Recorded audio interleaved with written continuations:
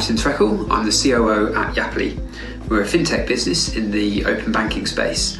Over the last few years in UK and Europe, regulations have changed to force banks to open up their systems so that customers can grant third parties access to their transaction data and enable third parties to help initiate payments out of their accounts without using a card.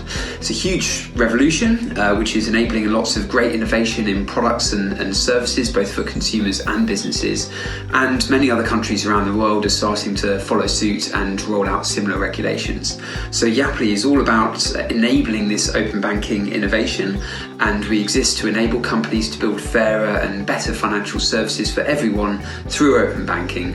So we're like an invisible backbone of open banking, powering customers like American Express and Intuit QuickBooks, Go Cardless, industry-leading brands who want to build open banking products and use Yapily to help them do that.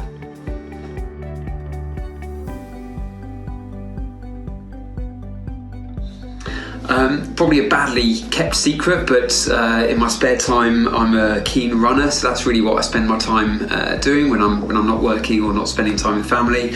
And keen distance runner. I used to row when I was younger, and couldn't put the time into that anymore, so ended up running and cycling. And as I got a bit older, couldn't really run so fast as I used to, so couldn't go for personal best times anymore. So just started running further, and so now that's really my sort of passion outside of work, is spending time out on trails and getting out to enjoy the outdoors by going out running.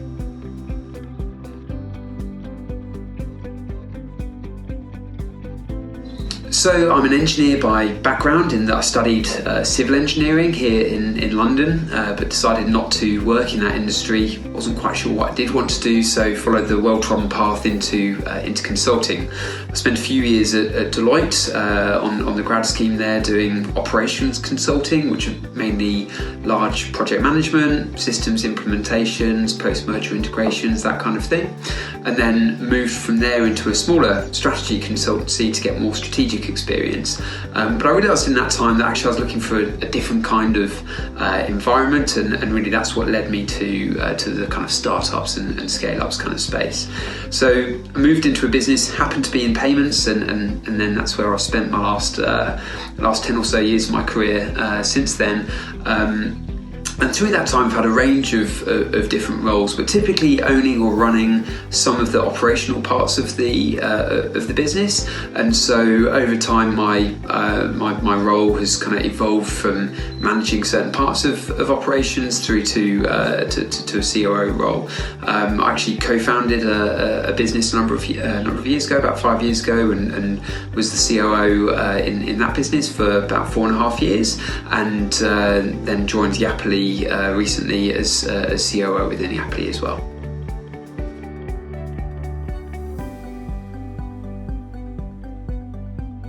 So yeah, typical day, I spend most of my time in meetings, and actually I joke with my team that I don't actually like to do any work myself because I'm always in meetings.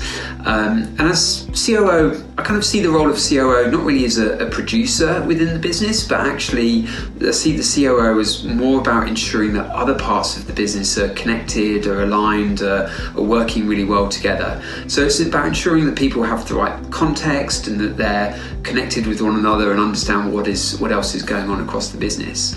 I think of startups and scale-ups as rapidly changing organisations, and so it's really important that people who are owning and running their particular part of that organisation understand what's going on elsewhere across the business. And as COO, you need to look at the whole organisation, not just the particular functions that you might be responsible for, but the whole organisation, and see which bits need support. So again, I think about startups and scale-ups as being organisations made of lots of different components that are all trying to grow and move in parallel in order to grow the whole business.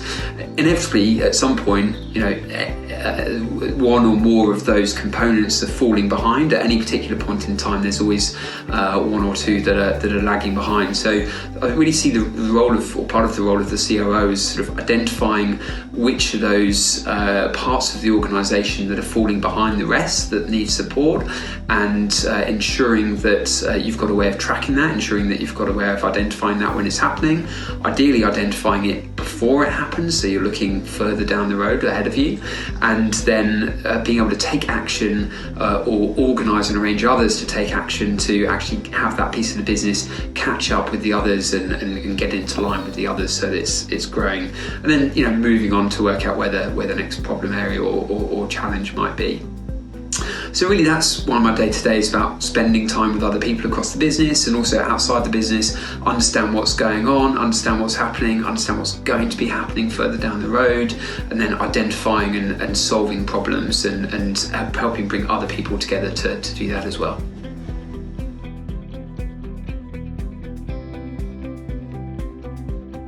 I think there's probably a few things for COOs, skills that they need. The first thing is a common element of the COO role is being what I'd call a catching mitt within the business. So identifying those problems and getting involved in them, or catching those problems and dealing with them. So you need to be able to pick up a broad range and be comfortable picking up a broad range of different subject matters, different topics, different types of challenge, and deal with them. So perhaps having a kind of common methodology